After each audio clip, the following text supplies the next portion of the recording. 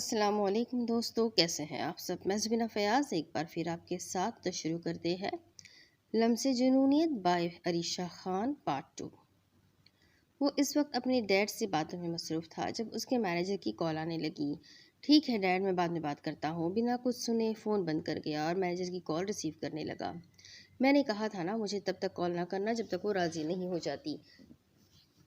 क्या मैंने तुम्हें पहले नहीं बताया कि ये प्रोजेक्ट मुझे उसी के साथ करना है। कोई नई एक्ट्रेस जो अभी फ्रेश है, जिसके आगे तक हिट होने के कोई चांसेस नहीं, मैं उस एक्ट्रेस के साथ हर किस प्रोजेक्ट साइन नहीं करूँगा। हर बार की तरह वो बिना कुछ सुने सख्त लहजे में कहने लगा, जबकि दूसरी तरफ उसका मैनेजर, जो बार बार रुमाल से माथे पर आए पसीने साफ कर रहा था, उसके चुप होने का इंतज़ार करने लगा। आतिश सर, आप बेफिक्र रहें, बहुत अच्छी खुशखबरी है। किरण जा किरण जाबर इस प्रोजेक्ट को करने के लिए तैयार हो गई है। उन्होंने साइन भी कर दिया है, बस अब आपके रिस्पांस का इंतज़ार है। मैनेजर की बात पर आतिश के चेहरे पर नुमाया सख्त तासुरात बिल्कुल ढीले पड़ने लगे। एक फातिहाना मुस्कुराहट उसके लबों पर आई। क्या सच में? ठीक है, मिलते हैं फिर एक हफ्ते बाद। आतिश अभी कॉल डिस्कनेक्ट करता, लेकिन मैनेजर की बात पर रुका। सर जी, जब वो राज़ी हो चुकी थी तो फिर आप किस बात का इंतज़ार कर रहे हैं? प्लीज़ फ़िल्म साइन करें और एडवांस रिसीव करें, ताकि जल्द से जल्द काम शुरू हो सके।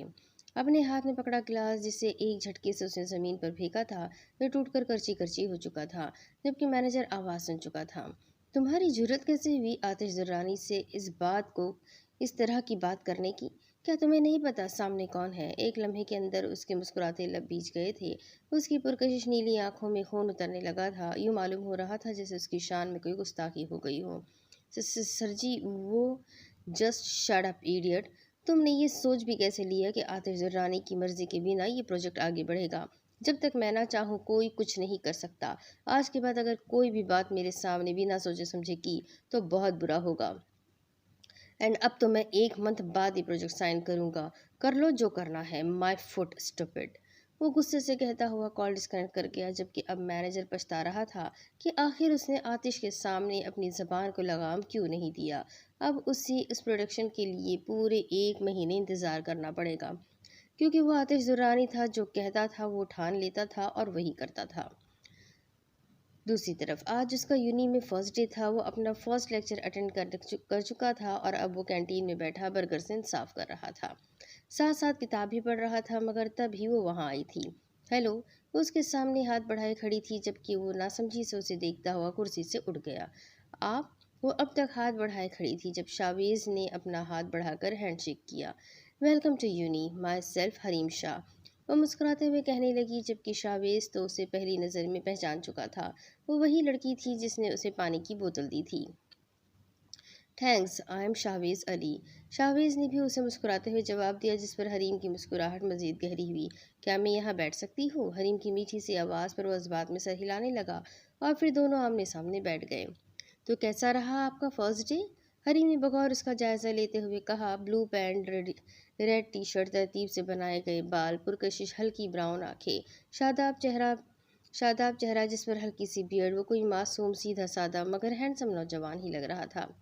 जी बहुत अच्छा। शाहवेज ने उसे सरता पैर देखा। ब्लैक टाइट्स, चेक वाली लॉन्ग शर्ट, खुले बाल, हाथों में ब्रेसलेट, चेहरे पर हल्का सा मेकअप। वो बहुत ही प्रीटी लग रही थी। ओह अच्छा, वैसे आपने किस सब्जेक्ट में एडमिशन लिया है? मैं एफएससी का स्टूडेंट, फर्स्ट सेमेस्टर स्टार्ट अल्हम्दुलिल्लाह। शाहवेज के नरम लहजे में कहे गए अल्फाजों पर हरीम ने मुस्कुराकर जवाब दिया। आप कुछ ऑर्डर नहीं करेंगी? नहीं, मैं डाइट पर हूँ। शाहवेज के सवाल पर हरीम ने अपने चेहरे पर आते बालों को हटाते हुए कहा। ओह अच्छा, सही। शाहवेज ने इस बात में सर हिलाते हुए अपनी बुक पढ़ने में मसरूफ़ हो गया। हरीम अब सामने बैठी अपना सेल फ़ोन यूज़ कर रही थी जब शाहवेज का मोबाइल बजने लगा। शाहवेज ने जेब से मोबाइल निकाल कर कॉल अटेंड की। क्योंकि हरीम उसी की तरफ मुतवज्जा थी, तभी वो एक्सक्यूज़ करता हुआ अपना बैग उठाकर वहाँ से चला गया, जबकि हरीम भी अपनी क्लास में चली गई। यार नेक्स्ट वीक हमारे एग्ज़ाम्स है। डू यू नो गाइस, वो आज फिर से बंक मारने के चक्कर में थी जब एक लड़की ने उसके सर पर बम फोड़ा। वो जो बैग उठाकर क्लास की खिड़की से कूदने को तैयार ही थी, वो वहीं की वहीं खड़ी अब सबकी शक्लें देख रही थी। तो क्या कहा तुमने? एग्ज़ाम्स? ऐसा कैसे हो सकता है? अभी कुछ महीने पहले तो हुए थे। वो बेयकीनी की कैफियत में कहती हुई इस वक्त सबको बावली मालूम हो रही थी। आइज़ल किस दुनिया में जी रही हो यार? क्या तुम्हें नहीं पता हम यूनिज में है कॉलेज में नहीं, हम यूनी में हैं कॉलेज में नहीं। इस बात को 5 महीने गुजर चुके हैं। अब अगले सेमेस्टर की प्रिपरेशन स्टार्ट होने लगी है। हाजल को लगा उसका दिमाग घूमने लगा हो, जैसे वो वापस अपनी चेयर पर आ बैठी। अब क्या होगा? मैंने तो एक लफ्ज़ भी नहीं पढ़ा। वो दोनों हाथों से सर पकड़े परेशानी से कहने लगी, होना क्या है, एक वीक बाकी है, तैयारी करनी पड़ेगी। उसकी एक क्लास फेलो ने फिर से कहा, क्यों भाई, क्यों करनी पड़ेगी तैयारी? हम किसी तरह से पेपर्स लीक करवाएंगे। इस बार सबका क्या कहा निकला था उसकी बचकाना बात पर, जिस पर वो गुस्से से सबको देखने लगी। इम्पॉसिबल यार, अब ऐसा मुमकिन नहीं। लड़के ने अपने मोबाइल पर नजर जमाए कहा था, जबकि आयजल ने सोच लिया था वो कुछ भी करेगी लेकिन कभी भी एग्जाम्स की तैयारी नहीं करेगी। दूसरी तरफ शाम का वक्त था, जब वो पार्लर से थक हार कर घर आई थी और सबके लिए खाना निकाल रही थी। जब शाहवेज अपने बाबा को व्हील चेयर से कुर्सी पर बिठाने लगा, ताबीर भी टेबल पर खाना रखकर खुद कुर्सी पर बैठी।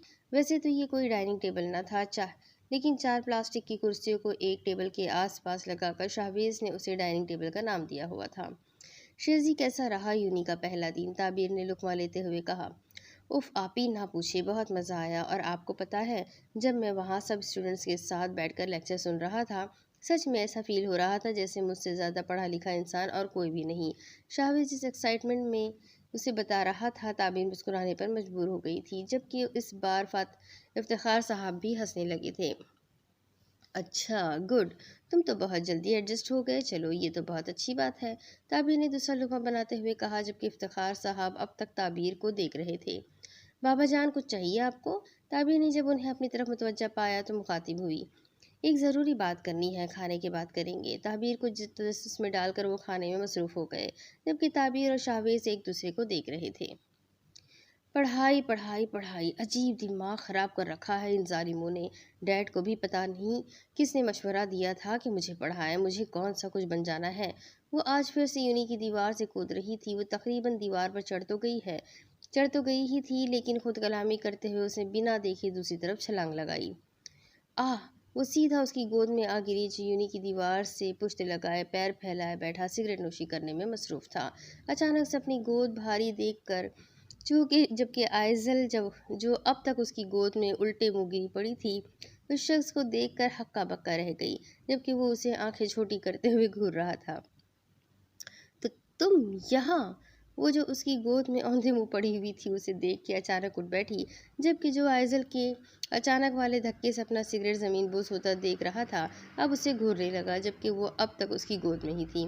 तुम्हारा प्रॉब्लम क्या है? सुकून से नहीं रह सकती तुम एक जगह? वो अपनी गहरी काली आंखों को उसकी हल्की ब्राउन आंखों में गाड़ते हुए दहाड़ा, जिस पर वो आंखें निकाल कर उसे घूरने लगी। वो जिस तरफ से सामने गिरी सिगरेट को देख रहा था, वो समझ चुकी थी फिर से ये इससे हिसाब मांगेगा। तुम्हारे साथ क्या प्रॉब्लम है? हाँ, यूनिवर्सिटी की दीवार के साथ लगे बैठकर कौन सिगरेट फूकता है? बुरे काम खुद करते हैं, कहते हमें हैं। वो उसी की गोद में बैठी उसे ही आंखें दिखा रही थी। जोरेज ने हाथ बांध कर उसे घूरा। ओह अच्छा, और तुम जो रोज़ यूनि से बंक मारती हो, इसमें कितने नफिलों का सवाब मिलता है तुम्हें? ज़रा बताना मुझे। जोरेज ने उसी के अंदाज में कहा, जिस पर आइजल ने नज़रों का रुख बदला। जो भी, कम अज़ कम तुम्हारी तरह तो ऐसी हरकत नहीं करती मैं। वो उसे फिर से आंखें दिखाने लगी, जबकि इस बार जोरेज उसे अलग नज़रों से देखने लगा, बहुत गौर से, जैसे उसने कुछ नोट किया हो। क्या हुआ, ऐसे क्यों घूर रहे हो? आंखें नीची करो। वो उसे उंगली दिखाते हुए कहने लगी, मगर वो अब तक उसे देख रहा था। इस बार आइजल को कुछ अजीब सा महसूस होने लगा। एक तो इतनी हिम्मत करके वो उसे भरम दिखा रही थी, मगर सामने बैठा शख्स अपनी निगाहों से उसे नजर झुकाने पर मजबूर कर रहा था। तो मुझे ऐसे क्यों देख? अभी वो मजीद कुछ कहती, जब जोरेज ने उसे कमर से पकड़कर अपनी तरफ खींचा, जिससे उसका चेहरा तकरीबन टकराया ही था। वो उसकी घनी जुल्फों तले छुप सा गया था। उनकी नज़र टकराई थी। जोरेज की गर्म झुलसती सांसें उसके साफ शफाफ चांद जैसे चेहरे को मजीद झुलसा रही थी। अगर कोई लड़की इस तरह से किसी की बाहों में बैठी आंखें लड़ा रही हो, तो कोई पागल ही होगा जो उसे देखने से गुरेज करेगा। जोरेज का लहजा शिद्दत की आखिरी हद को छू रहा था, जबकि आइजल अब तक उसे ही देख रही थी। अगर उसका हुलिया कुछ ढंग का होता, तो शायद वो कोई हीरो ही मालूम होता। आइजल को खुद में खोया हुआ देखकर जोरेज के लब मुस्कुराए थे, और उसी लम्हे आइजल की निगाह उसके हल्के सियाह लबों पर गई थी।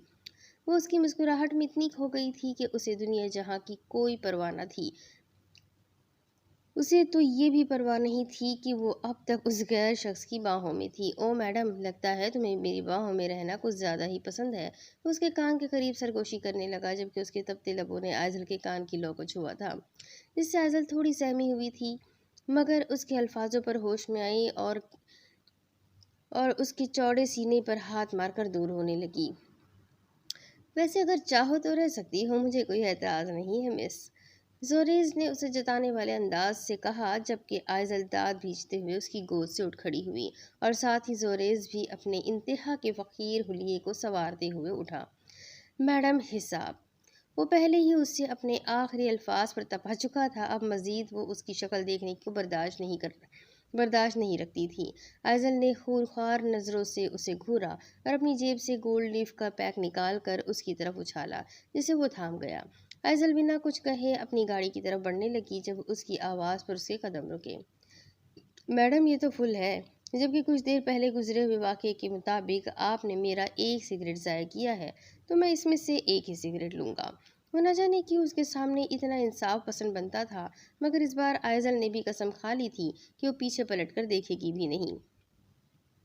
आई थिंक आपने सुना नहीं, मैंने कुछ कहा है। वो उसके बढ़ते कदमों को देखता हुआ उसके पीछे आया, मगर वो तेज़ी से गाड़ी में बैठकर गाड़ी स्टार्ट कर गई, जबकि वो उसके शीशे की तरफ आया। इतनी मेहरबानी का क्या मतलब समझूं? जोरेज ने सवालिया नज़र से उसे देखा, जिसके चेहरे पर अब सख्त तासुरात थे। एहसान समझो, एहसान। बस आज के बाद अपनी शक्ल ना दिखाना, बहुत मेहरबानी होगी।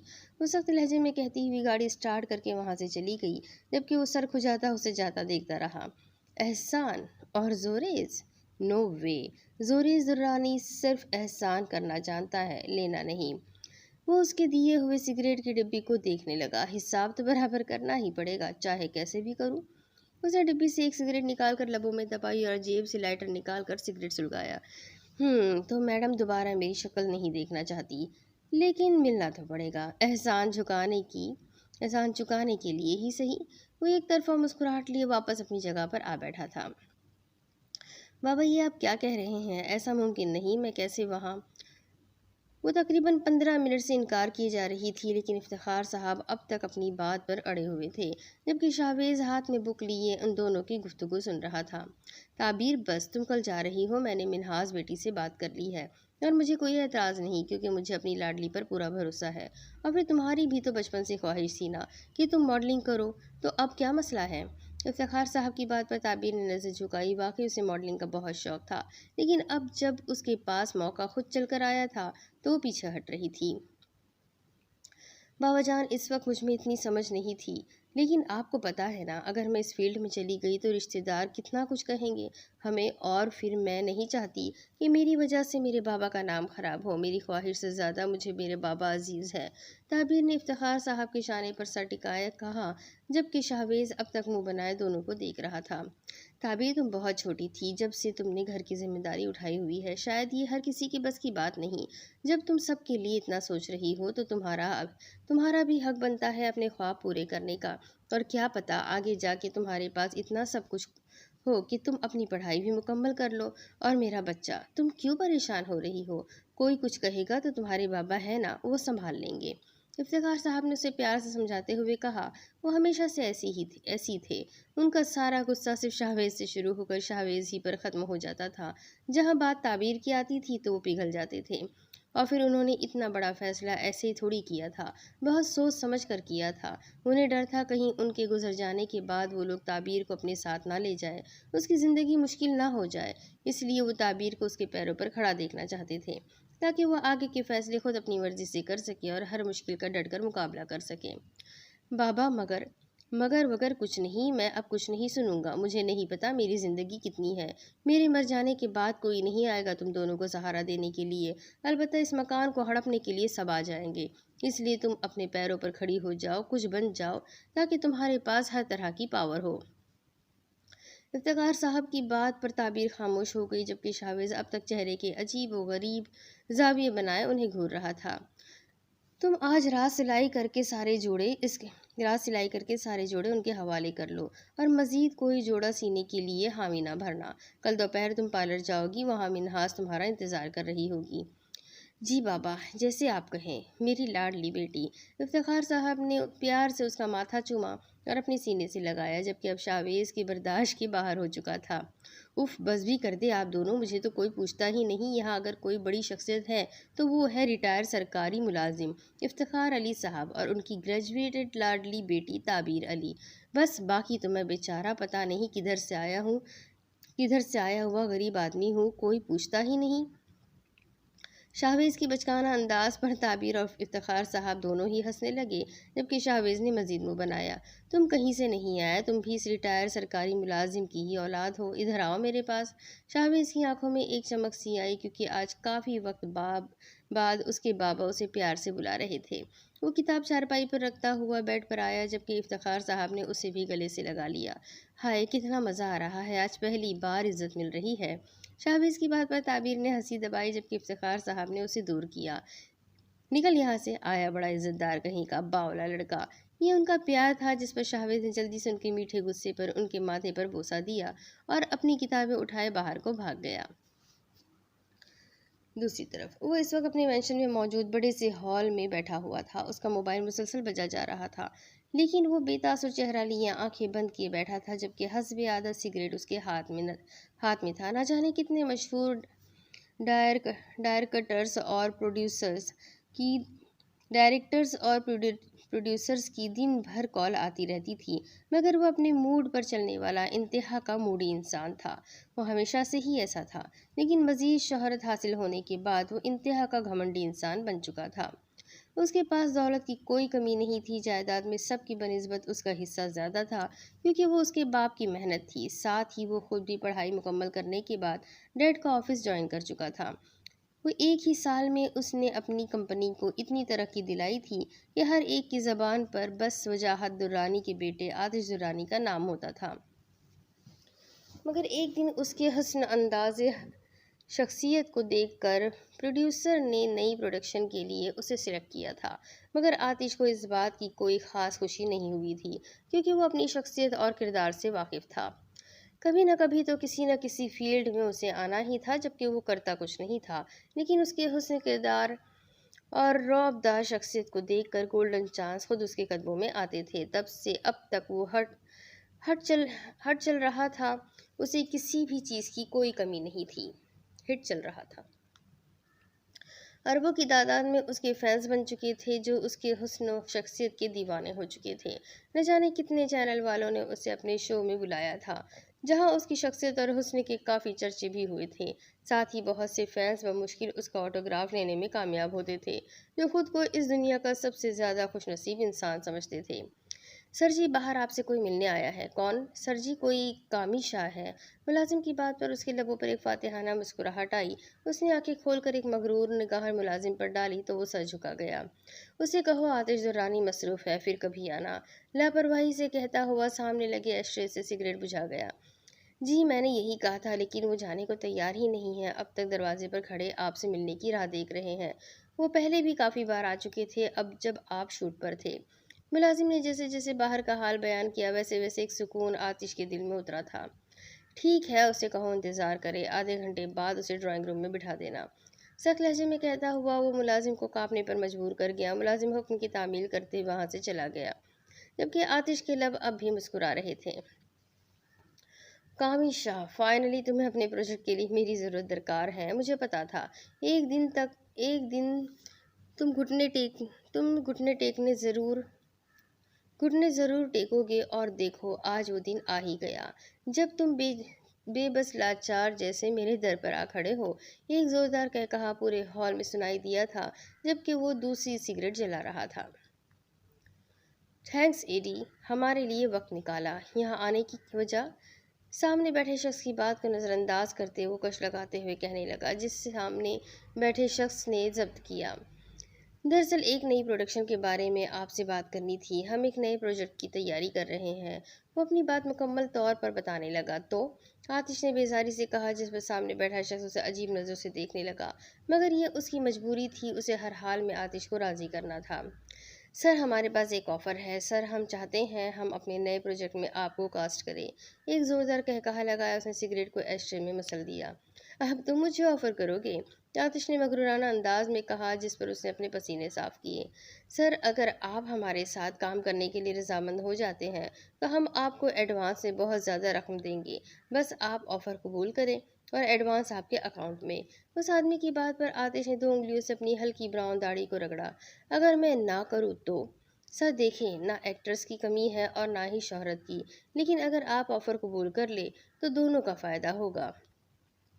एक झटके से उसने सामने पड़े टेबल पर लात रसीद की, जिससे एस्ट्रे नीचे गिरकर चूरा चूरा हो गई। साथ ही जली हुई सिगरेट की राख जमीन बोस हो गई। उसकी नीली आंखों में खून उतर आया था। झूठ। अगर तुम ये प्रोजेक्ट मेरे साथ करना चाहते हो तो इसकी कुछ वजूहात है। नंबर 1 ये कि तुम्हें दूसरे एक्टर्स के साथ काम करके नाकामी का सामना करना पड़ा था। नंबर 2, तुम पछता रहे थे मुझे रिजेक्ट करके, क्योंकि अगर वो प्रोजेक्ट तुम मेरे साथ करते तो वाकई तुम्हें गंवाना ना पड़ता। नंबर 3, तुम एक लालची इंसान हो और यहाँ तुम्हें तुम्हारी शोहरत की प्यास खींच लाई है। आतिश ने एक एक बात को खुरेदा था, जिससे सामने बैठे शख्स के हवास बाख्ता हो गए थे। वो हैरान था, आतिश उसकी सोच से कई ज़्यादा आगे निकला हुआ था। सच तो यह है कि तुम मुझे ऑफ़र करने नहीं आए, बल्कि अगर मैं तुम्हें ऑफ़र करूँ तो तुम्हारे लिए गनीमत से कम ना होगा। और वो आतिश की बात पर सर झुका गया था। वो हैरान था कि आखिर आतिश को तमाम बातों का इल्म कैसे था। वो आखिर इस बात की तह तक कैसे पहुंचा था। खैर, अब जो कुछ भी था सब सच था। वो सच ही तो कह रहा था। देखिए सर, वो धीमे लहजे से मुखातिब हुआ, जिस पर आतिश ने सवालिया अंदाज से गर्दन हिलाई। सर, जो कुछ भी हुआ उसमें मेरा कोई कसूर नहीं। उस प्रोडक्शन के मालिक ने जो भी किया वो उसकी टीम ने वो उनकी टीम से हुआ। मैंने कुछ नहीं किया। मैं मजबूर हूँ, मुझे तो यहाँ भेजा गया है हर हाल में आपको राज़ी करने के लिए। मेरी तो नौकरी दांव पर है। गाजी प्रोडक्शन की टीम में मैं भी हूँ, लेकिन होता वही है जो ओनर चाहे। वो बेबसी से कहता हुआ बार बार नज़र झुका रहा था। वो तो आतिश से नज़रें मिलाने के लायक भी न था, जबकि आतिश को उसकी गुफ्तगू सुनकर यह अंदाज़ा हो चुका था कि उसके गले में डाला गया पट्टा जिसकी डोर उनके ओनर के हाथ में है। जाके कहो अपने ओनर से, काम उसे है तो वो आए, और अब तब तक यहाँ का रुख ना करना जब तक तुम्हारा ओनर अपनी गलती तस्लीम करके खुद मेरे सामने ना झुक जाए। आतिश के हाथ का इशारा मिलते ही वो फौरन से खड़ा हुआ और एक नज़र आतिश को देखकर वहां से चला गया, क्योंकि उसके लिए अब मजीद यहाँ रुकना मुश्किल से मुश्किल होता जा रहा था। आतिश उसके जाते ही सोफे से उठा और मुलाजमा को यहाँ की सफाई का कहकर वहां से चला गया। अब आगे। Lights camera action. रायमा की बात पर पार्लर में मौजूद सब ही हंसने लगे, जबकि ताबीर ने हल्की सी मुस्कुराहट दी थी।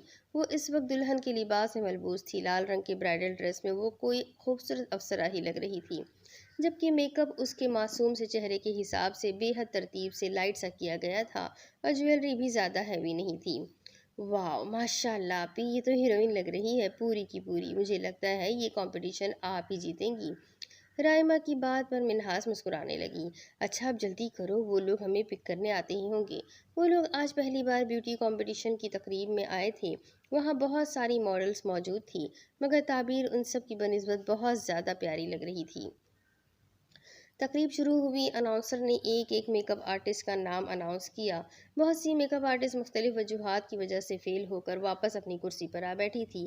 किसी की मॉडल का मेकअप काफ़ी डार्क तो किसी की ज्वेलरी काफ़ी हैवी थी, और किसी का मेकअप ड्रेस से बिल्कुल अलग था, तो किसी के मेकअप में फिनिशिंग ही नहीं थी।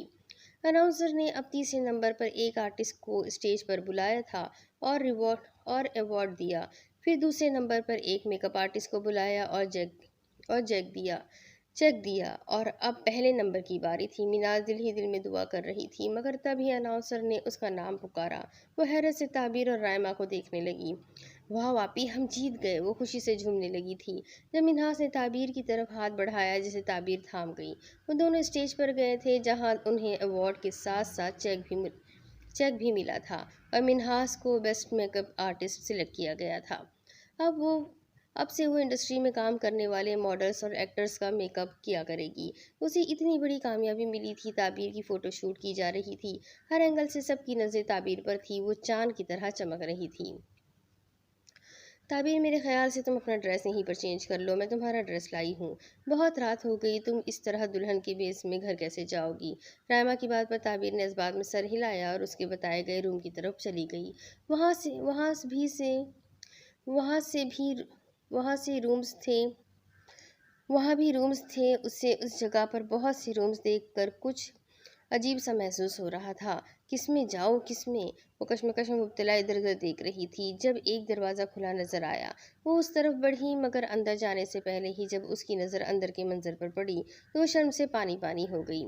एक डायरेक्टर किसी एक्टर के साथ बड़ी बेबाकी से बैठा हुआ गप्पे लगा रहा था। जब सामने खड़ी लड़की पर नजर गई तो वो दोनों दूर होकर बैठे। ताबीर ने अचानक से अपना रुख बदला और दूसरी तरफ चली गई। अब आगे। आज उनका लेक्चर काफ़ी देर तक चला था। शाहबाज लेक्चर सुनने में मसरूफ़ था मगर तभी टीचर ने किसी पर गुस्सा किया जिस पर वो पीछे को देखने लगा क्योंकि वो सबसे पहली बेंच पर बैठा था। जब भी उसे पलट कर देखना पड़ा। आप दोनों कब से बातें की जा रही हैं?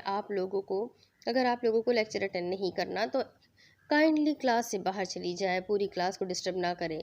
लेक्चरर की बात पर शाहवेज की नज़रें सबसे पीछे वाली सीट पर गई जहाँ दो लड़कियां बैठी हुई थी जिनमें से एक हरीम भी थी। वो हरीम, आप फौरन से क्लास से बाहर चली जाए और साथ आप भी।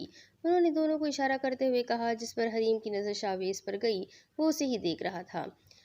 नेक्स्ट ऐसा नहीं होगा please, sorry about this. Hareem के मासूमाना अंदाज पर उन्होंने कुछ सोचा।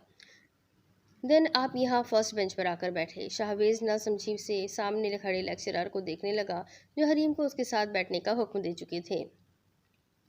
वो चलती हुई अपना बैग उठाकर शाहवेज की सीट के करीब आई। शाहवेज ने अपना बैग उठाया और दूर होकर बैठ गया जबकि वो जगह मिलते ही उसकी सीट पर बैठ गई। अब वो दोनों ही लेक्चर सुनने में मसरूफ़ हो गए। लेक्चर ख़त्म होते ही शाहवेज अपनी किताबों में मसरूफ़ हो गया जब हरीम की बात पर उसकी तरफ मुतवज्जा हुआ। थैंक्स किस लिए? मुझे अपनी बेंच पर जगह देने के लिए। शाहवेज के सवाल पर मुस्कुराते हुए कहने लगी। कोई बात नहीं। शाहवेज ने भी हल्की सी मुस्कुराहट पास की। वैसे तुम उस दिन तो लेक्चर में नहीं थी तो क्या तुम मेरी ही क्लास में हो? हाँ, दरअसल इस वक्त मैं एक्स्ट्रा क्लास में बिज़ी थी। Extra class? शाहवेज ने सवालिया नज़र से उसे देखा। हाँ, एक्स्ट्रा क्लास, क्योंकि कल का लेक्चर काफ़ी लेट हुआ था इसलिए मेरी एक्स्ट्रा क्लास का वक्त हो गया था तो मैं वहाँ चली गई थी। मैं डांसिंग में इंटरेस्टेड हूँ तो बस उसी वजह से मैं वहाँ प्रैक्टिस में बिज़ी थी। हरीम ने मुकम्मल बात बताते हुए कहा जिस पर शाहवेज थोड़ा सा हैरान हुआ। ओह अच्छा, गुड।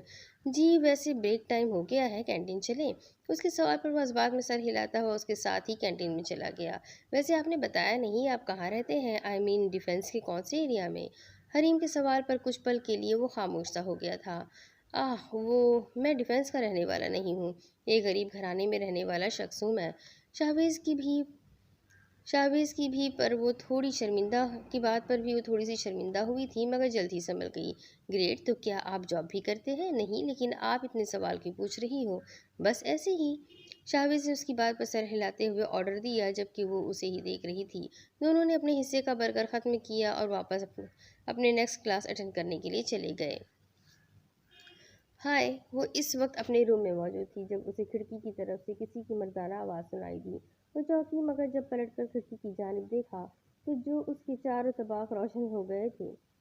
तो तुम यहाँ? वो अपने रूम में आज अकेली थी क्योंकि हरीम अपनी क्लास फेलो के घर गई थी किसी प्रोजेक्ट को डिस्कस करने। वो आज पहली बार किताबें निकाल कर उन्हें अजीब नज़रों से देख रही थी। लेकिन शायद कुदरत को भी कुछ ये मंजूर न था कि वो पढ़ाई करे। पहचान लिया, ग्रेट। वो बड़े आराम से खिड़की से अंदर छलांग लगाता हुआ सामने सोफे पर आ बैठा जबकि आयजल एकदम से उछलकर दरवाजे की तरफ भागी और दरवाजे को लॉक कर गई। तुम यहाँ क्या कर रहे हो? वो सवालिया नज़र से घूरने लगी। हमेशा की बनिस्बत आज वो थोड़े ढंग के हुलिये में था। तुमसे मिलने का दिल किया तो सोचा आ जाऊं। वो बड़े आराम से कहता हुआ सिगरेट जलाने लगा मगर उससे खुद की तरफ घूरता पाकर फिर रुका। ऐसा बिल्कुल भी मत सोचना, मैं तो एहसान चुकाने आया था। अपनी बात को बड़े आराम से दूसरा रंग देकर वो कश लगाने लगा जिस पर आयजल ने उसके लबों से सिगरेट निकाला और चलती हुई खिड़की की तरफ गई और हाथ बढ़ाकर सिगरेट नीचे फेंक दिया जबकि वो उसकी ऐसी हरकत पर उसे ही देख रहा था। मुझे पता है तुम इसका हिसाब मांगोगे लेकिन यहाँ सिगरेट पीना अलाउ नहीं है। अगर बानो आंटी को ज़रा सी भी बू आ गई ना तो मुझे कटहरे में ला खड़ा कर देना है उन्होंने। मैं तमाम बातें भुलाए उसे समझाने वाले अंदाज में कहने लगी जिस पर वो मुस्कुराया। ओह अच्छा, मुझे नहीं पता था। खैर, सॉरी, नेक्स्ट टाइम बाहर ही पी कर आऊँगा। वो बड़े आराम से कहता हुआ उसे घूरने पर मजबूर कर गया। तुम तुम ये बताओ कि तुम यहाँ क्यों आए हो? वो धीमे लेकिन सख्त लहजे में कहने लगी जिस पर वो सोफे की पुष्ट से टेक लगाए आराम से बैठ गया। और उसे भी बैठने का इशारा करने लगा, जिस पर आइजल ने उसे मजीद घूरा। चलो फिर मैं बता ही देता हूँ, दरअसल आज सुबह तुमने मेरा सिर्फ एक सिगरेट ज़ाया किया था, लेकिन पूरी डिब्बी मेरे हवाले करती थी और मैं पी भी गया। आखिरी अल्फाज पर वो ढिठाई से जोर देते हुए बोला, तो ये कि मैडम मुझे तुम्हारा ये एहसान उतारना है। अब समझ नहीं आ रहा कैसे उतारूं। अगर सिगरेट के बदले सिगरेट ही देता तो फ़ायदा, क्योंकि वो तो तुम्हारी साइड डोर में ऑलरेडी इतने पड़े हुए होते हैं। जोरेज ने उसके पीछे नज़र करते हुए कहा, जिस पर आइजल हैरत से पीछे देखने लगी। वाकई उसकी दराज खुली पड़ी थी, जिसमें से सिगरेट की डिब्बियां झांक रही थी। फिर मैंने सोचा कोई तोहफा दे दूं, लेकिन मैडम को ये लगना था कि मैं उन्हें प्रपोज कर रहा हूँ, इसलिए सोचा मिलकर पूछ लूँ कि क्या करना चाहिए। उसने आखिरी जुमला अपने होठों पर उंगली फेरते हुए कहा, जिस पर आइजल ने दांत भींचे। तुम उठो और जाओ यहाँ से, मुझे कुछ नहीं चाहिए। और तुम यहाँ आए कैसे? तुम्हें किसने बताया मैं यहाँ रहती हूँ? उसके सवाल पर जोरेज ने जेब से एक कार्ड निकाला और उसकी तरफ बढ़ाया। आज सुबह जब तुम मेरी बाहों में कैद थी, वहीं शायद तुम्हारा ये कार्ड गिर गया था, जिसे फॉलो करते हुए मैं इस हॉस्टल तक पहुंच गया। वो उसे पूरी बात बताने लगा। हो गया, जहाँ से आए थे वहीं से वापस भी चले जाओ, और दोबारा ऐसी कोई घटिया हरकत ना करना, और मुझे कुछ भी नहीं चाहिए तुमसे। वो उसे हुक्म सुनाती हुई मुड़ने लगी थी, जब एक झटके से उस सोफे पर से उठा और उसे अपनी तरफ खींचने लगा, जिससे वो अचानक उसके सीने से जा टकराई। सुनो मैडम, हमेशा तुम्हारी नहीं चलेगी, और मैं यहाँ से तब तक नहीं जाऊँगा जब तक तुम्हारा एहसान ना उतार दूँ।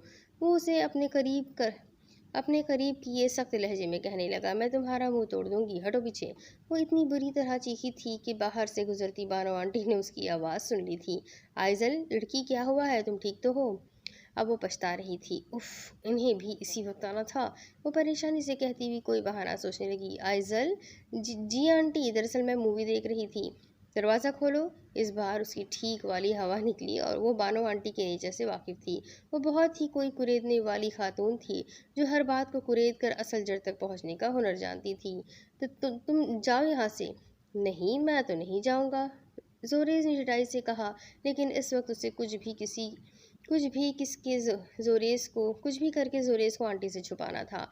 हसन ने एक झटके से उसे दूर किया और हाथ पकड़ती हुई उसे वॉशरूम तक ले गई, जबकि वो उसकी परेशानी देखकर काफ़ी लुत्फानंदोज हो रहा था। जब तक मैं ना कहूँ बाहर मत आना, समझे? वो उंगली से वार्न करती बिना उसकी बात सुने बाहर से उसे लॉक कर गई। अरे लड़की, क्यों चीख रही हो? हाँ, बानो आंटी ने हमेशा की तरह आज भी उसे गुस्से से पूछा। वो बताया तो था, मूवी देख रही थी। आइजल ने आंखें छोटी करते हुए कहा, हाँ, मगर किधर देख रही थी? टीवी तो बंद है। आंटी ने पूरे कमरे पर नजर मारी, जैसे जायजा ले रही हो। हाँ, तो मोबाइल पर देख रही थी ना। अब आपने आकर मुझे डिस्टर्ब कर दिया। आइजल ने मुंह बनाते हुए कहा, लड़की, कभी पढ़ भी लिया करो, इम्तिहानात आने वाले हैं। लेकिन तुम्हें तो कोई फिक्र ही नहीं। बाप है कि बचपन से जो छोड़ कर गया है, पलट कर एक बार भी नहीं पूछा। और बेटी इंतहा की लापरवाह। आइजल ने बमुश्किल खुद पर कंट्रोल किया। वो बानो आंटी को इसलिए सख्त नापसंद करती थी क्योंकि वो हमेशा उसके डैड और उसके बारे में ऐसा ही कहती थी, जबकि बानो आंटी खुद भी आइजल को बेजार नज़र से देखती थी। पढ़ भी लेना, कुछ ऐसा ना हो बाप अचानक यहाँ आ जाए और अपनी बेटी के रिजल्ट कार्ड देखकर उसे अटैक ना आ जाए। आइजल की अब बर्दाश्त से बाहर हो चुका था। उसने गुस्से से आंटी को बाहर ढकेला और दरवाज़ा बंद कर गई, जबकि ये सारी गुफ्तगू जोरेज सुन चुका था और काफ़ी हैरान भी था। अरे अरे, अजीब सरफिरी लड़की है भाई, किसी की नहीं सुनती। जबकि आइजल दरवाजे से टेक लगाए आंखों में आए आंसुओं को साफ करने लगी। कहीं का नहीं छोड़ा आपने मुझे डैड। वो दिल ही दिल में अपने बाप से शिकायत कर रही थी। वो एक पल में इतनी ज़्यादा उदास हो गई थी। ओह तेरी, मैंने तो उसे वॉशरूम वो सर पर हाथ रखती हुई वॉशरूम की तरफ देखने लगी। मर ही ना जाए कहीं। वो भागते हुए वॉशरूम की तरफ बढ़ी, लेकिन ये क्या, अंदर तो अंधेरा था और इस गहरे अंधेरे में उसे जोरेस कहीं दिखाई नहीं दे रहा था। कहीं सच में मर तो नहीं गया?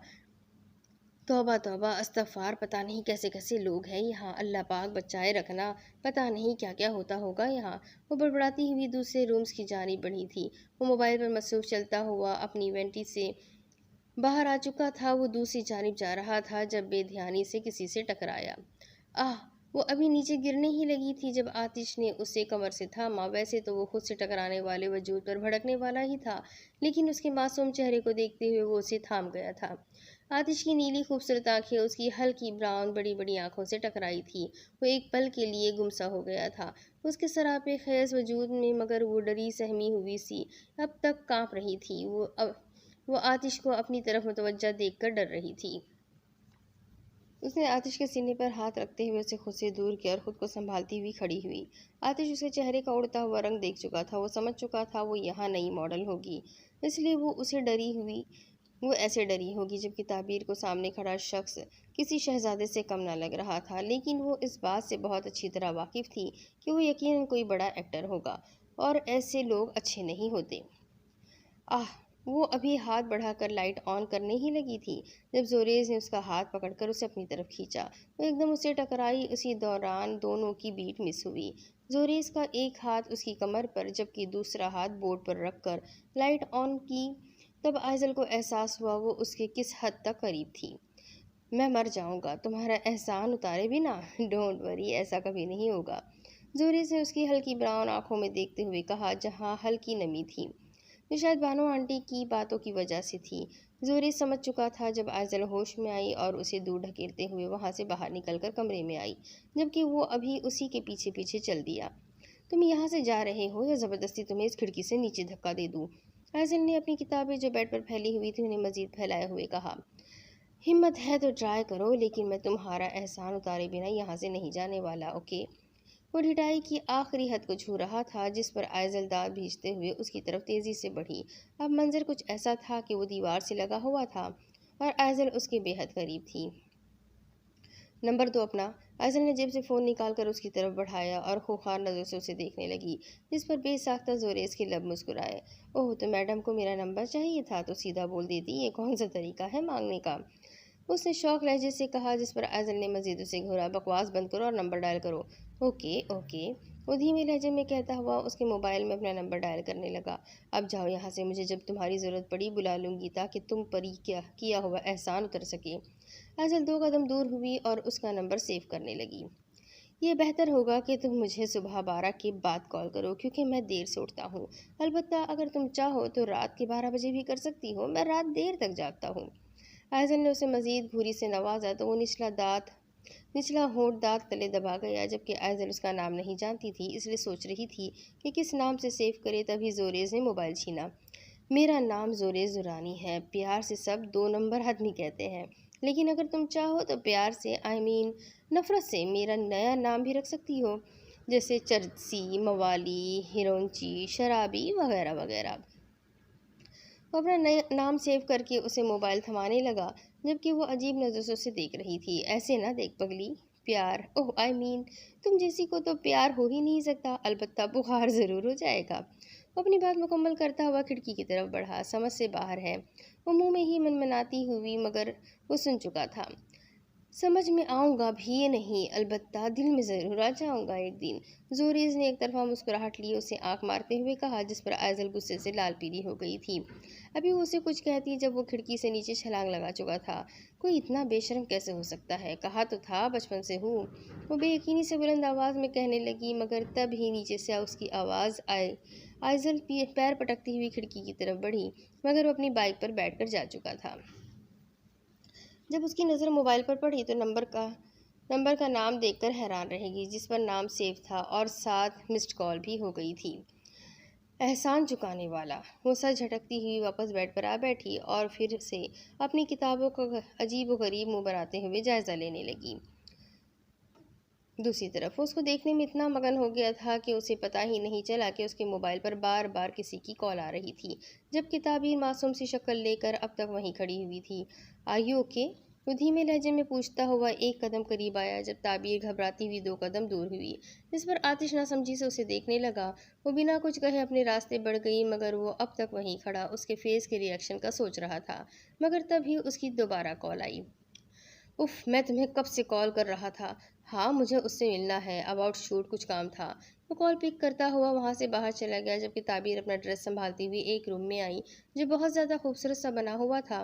वो यकीनन किसी आर्टिस्ट के इस्तेमाल में होगा। एक बहुत बड़ा शीशा, जिसके एतराफ़ बड़े बड़े बल्ब लगे हुए थे, जिनसे पूरा कमरा रोशनी में नहाया हुआ था। ताबीर ने अपने हाथ में पकड़ा शॉपर एक साइड पर रखा और दरवाज़ा लॉक करके कपड़े चेंज करने लगी। नहीं, मैं पहुँच कर लोकेशन भेजता हूँ, तुम उसी रेस्टोरेंट में आ जाना। वो गाड़ी की तरफ आकर पैंट की पॉकेट तलाश करने लगा, मगर ये क्या, गाड़ी की चाबी तो वहीं पर भूल गया था। शिट! वो बड़े बड़े डग भरता हुआ अंदर की तरफ भागा। वो अपने रूम की तरफ बढ़ा और हैंडल घुमाने लगा, मगर वो लॉक था। शायद अंदर से वो ड्रेस चेंज कर चुकी थी। अब वो घर के सादा कपड़ों में मलबूस थी। वो अपना मेकअप साफ करके फेस वॉश करके रूम में आई ही थी जब दरवाजे की आवाज़ पर चौंकी। कौन होगा? वो डरती हुई सोचने लगी, खोलूं या नहीं। वो खुद से सवाल करते हुए दरवाजे की तरफ बढ़ने लगी। जब उसकी नज़र शीशे पर गई जिससे उसके बढ़ते कदम रुक गए। वो इस वक्त बिना दुपट्टे की थी। वो जल्दी से अपनी शॉपर में दुपट्टा ढूंढने लगी जबकि बाहर आतिश मुसलसल दरवाज़ा खोलने की कोशिशों में था। ताबिर ने पूरा शॉपर छान मारा लेकिन उसे दुपट्टा कहीं भी नजर नहीं आया। उफ रायमा, तुमने मेरा दुपट्टा तो रखा ही नहीं। वो परेशानी से इधर उधर देखने लगी। फिर कुछ सोचते हुए वो कुछ देर पहले पहने हुए ब्राइडल ड्रेस का दुपट्टा निकाल कर खुद को कवर करने लगी। मगर अचानक से दरवाज़ा खुला और वो जो गुस्से से अंदर आ रहा था उसे अंदर पाकर साकित सा हो गया। वो उसे सर पैर देखने लगा। ऑफ वाइट कलर की सादी सी शलवार कमीज जिस पर ग्रे भूले हल्के ग्रे फूल बने हुए थे, वो किसी मिडिल क्लास घराने की मालूम हो रही थी। जबकि लाल रंग का ब्राइडल दुपट्टा जिससे उसने सर पर ओढ़ा हुआ था। वो इस शख्स को यूं अचानक अंदर आता देखकर चौंकी थी। वो सूरत हाल को समझने की कोशिश कर रही थी जबकि सामने खड़ा शख्स अपने अंदर तारी होने वाली अजीब कैफियत को समझने की कोशिशों में था। बेध्यानी में ताबिर का दुपट्टा सर और सीने से खसक कर ज़मीन बोस हुआ। वो उसे देखता ही रह गया। वो आखिर क्या थी? और अगर मिडिल क्लास घराने की थी तो वो इतनी ज़्यादा खूबसूरत और स्मार्ट कैसे हो सकती थी? आतिश उसे नज़र भर कर देखने लगा लेकिन उसके अचानक से झुकने पर वो होश में आया। ताबीर ने झुककर अपना दुपट्टा उठाया और फिर से सर और सीने पर सेट करने लगी। जबकि वो उसे सवालिया नज़र से घूर रही थी। आतिश बिना कुछ कहे चलता हुआ अंदर की तरफ आया। कौन है आप और यहाँ क्यों आए हैं?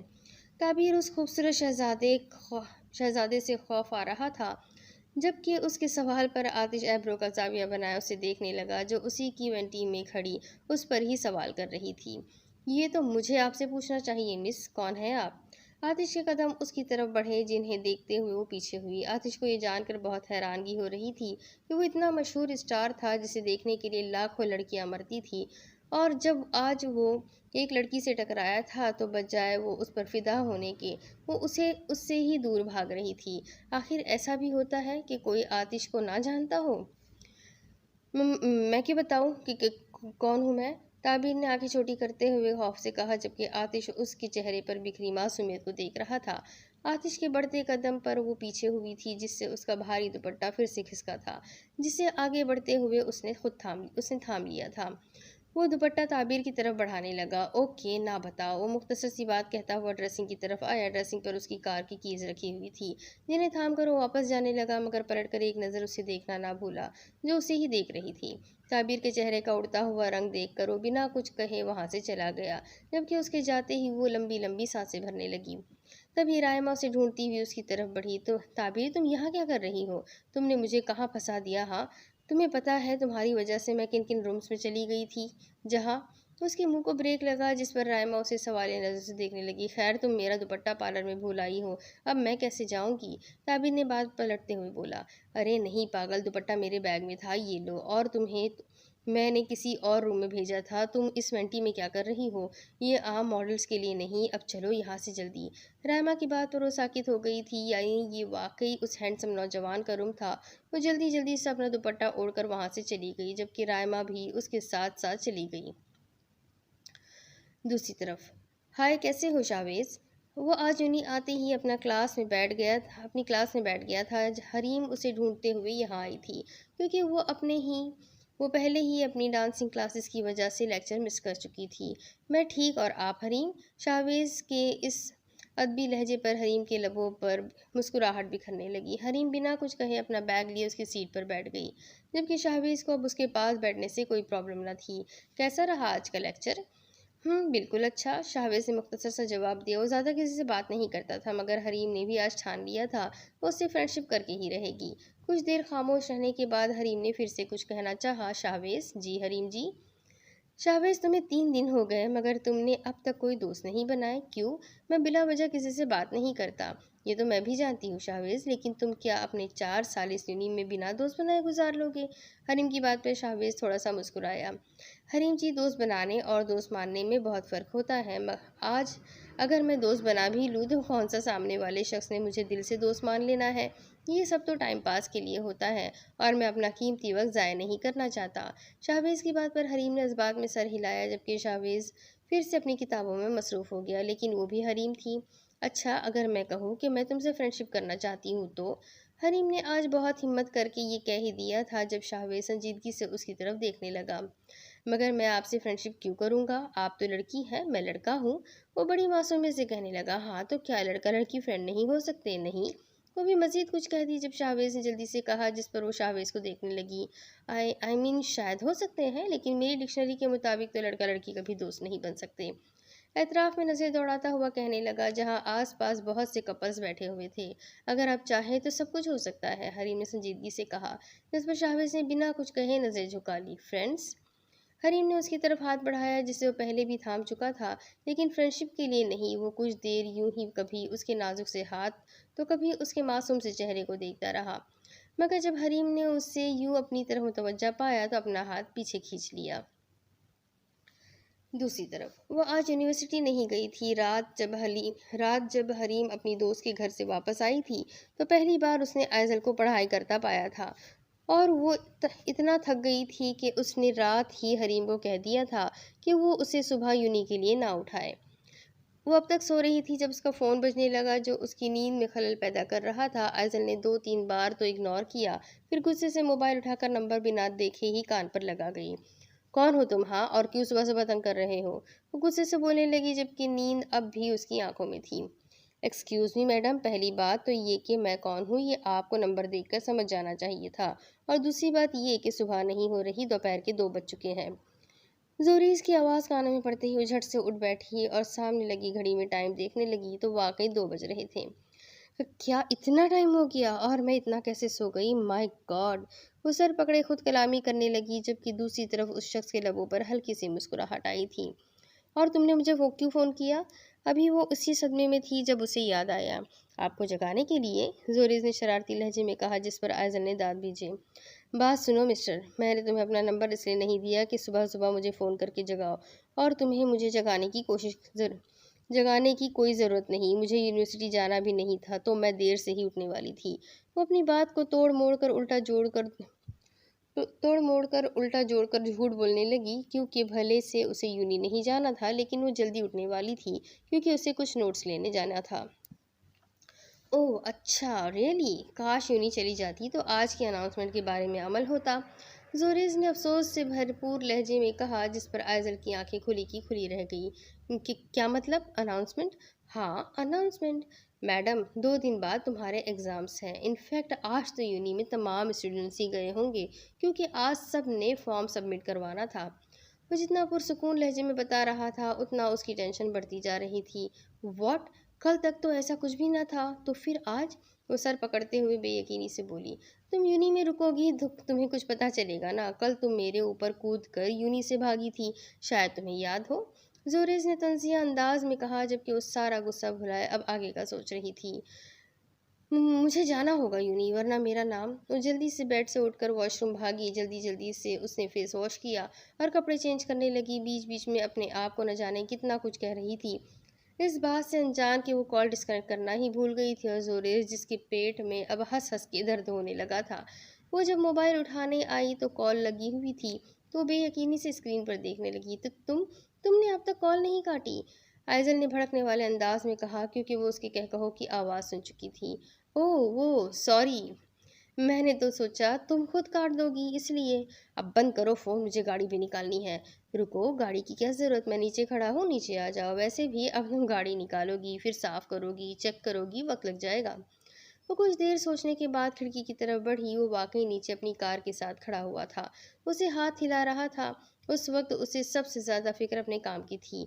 वक्त पर तो गधे को भी बाप बनाना पड़ता है। वो खुद कलामी करती हुई अपना बैग लेकर नीचे भागी। चलो जल्दी चलो। वो भागती हुई फ्रंट सीट पर आ बैठी, जबकि वो ड्राइविंग सीट पर बैठ गया। उसने नोट किया था कि उसके कार उसकी कार पहले से अब काफ़ी बेहतर मालूम हो रही थी। ना सलाम ना दुआ, बस जल्दी चलो, वो तंज़ी अंदाज में कहता हुआ गाड़ी स्टार्ट करके ड्राइव करने लगा। दूसरी तरफ, नहीं यार मैं ये दोबारा नहीं कर सकती, रायमा उसे फिर से फोर्स कर रही थी, मगर वो बार बार इनकार कर रही थी। जहाँ उनका कंपटीशन हुआ था वहीं पर दो तीन होस्ट मौजूद थी जिन्होंने उन्हें अपने शो में बुलाने की और ताबिर को मॉडलिंग की ऑफ़र की थी। नहीं वो ठहरी दुनिया से, लेकिन वो ठहरी लेकिन वो ठहरी अलग थलग दुनिया की लड़की। उसे इन कामों में अब इंटरेस्ट ना था। ये फिर ये भी कह सक या फिर ये भी कह सकते हैं कि वो अपने शौक ख़त्म कर चुकी थी। ताबिर मैंने कह दिया ना, बस तुम जा रही हो तो जा रही हो। शो कल शाम होगा यार, आप ही ने इतना बड़ा कंपटीशन विन किया है और फिर चैनल वालों ने स्पेशली तुम्हें इनवाइट किया है, कुछ तो सोचा होगा ना उन्होंने।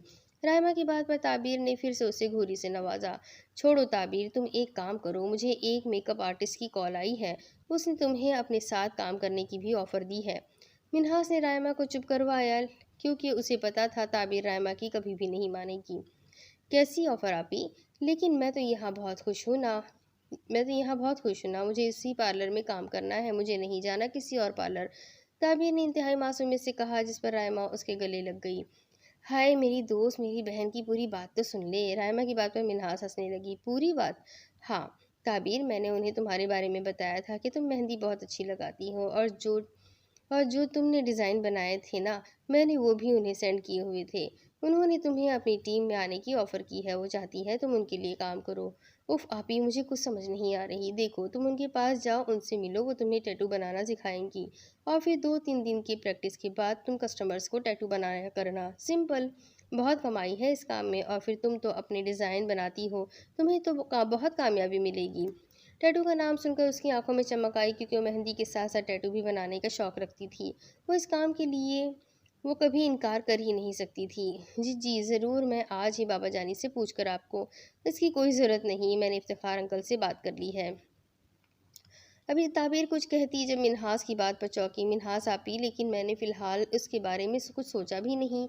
सोचना क्या है, तुम बस उनके साथ काम करो, कस्टमर्स आएंगे, उन्हें उनकी पसंद के मुताबिक टैटू डिज़ाइन करो, बस। मगर मैं ये काम सिर्फ फीमेल्स के लिए करूँगी, वो भी तब जब वो खुद आएंगी। वो हिचकिचाहट का शिकार हुई, क्योंकि अक्सर ऐसा होता था कि कुछ लोग टैटू बनवाने वालों को घर पर ही बुला लेते थे। तुम बिल्कुल परेशान ना हो ताबीर, हम हैं ना, हम इनसे बात कर लेंगे। मिन्हास की बात पर उसे थोड़ी हिम्मत मिली तो मुस्कुराने लगी, जबकि रायमा फिर से उसके गले लग गई। मेरी सेनोरिटा बहुत आगे जाएगी। अच्छा ताबीर, मैं कह रही थी तुम लोग आज शाम शॉपिंग कर आओ, क्योंकि हमें शो में जाना है। कल शाम तो तुम्हारा अच्छी ड्रेसिंग करना ज़रूरी होगा। क्रेडिट कार्ड मेरा ले जाना। मिन्हास की बात पर ताबीर ने इस बात में सर हिलाया, जबकि रायमा तो अब तक उसे गले लगाए बैठी हुई थी। जिस पार्लर में जिस पर पार्लर में काम करने वाली सारी लड़कियां ही हंस रही थी। उफ बंद करो इसे, ऑलरेडी इतनी परेशान हूँ मैं। दूसरी तरफ वो स्लो स्पीड में गाड़ी चलाते हुए फुल म्यूजिक में गाने लगाए गुनगुना रहा था, जबकि आइजल के अब बर्दाश्त से बाहर हो चुका था। वो गुस्से से सामने लगी यूएसबी डिवाइस के बटन को तकरीबन मुक्का मारने के अंदाज में बंद कर गई, जबकि वो अचानक से चौंक कर उसे देखने लगा।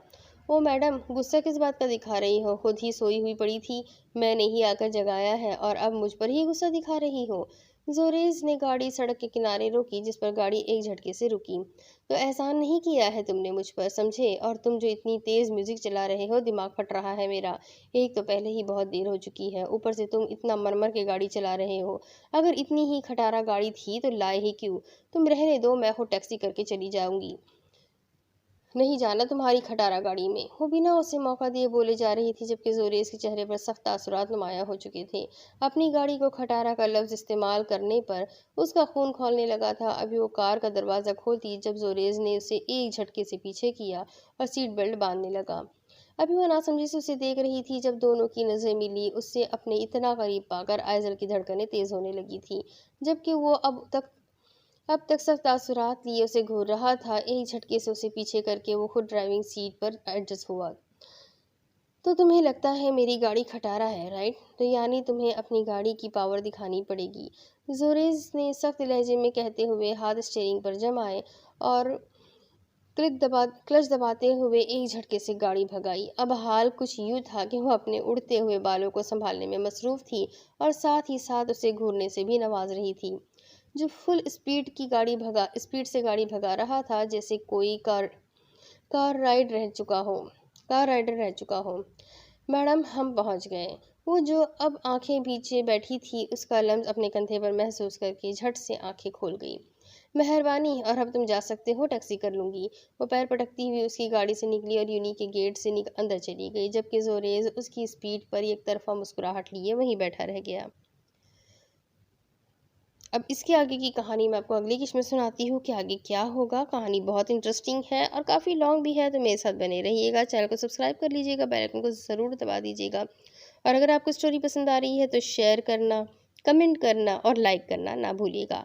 तो मिलते हैं अगली किस्त में, तब तक के लिए अल्लाह हाफिज़।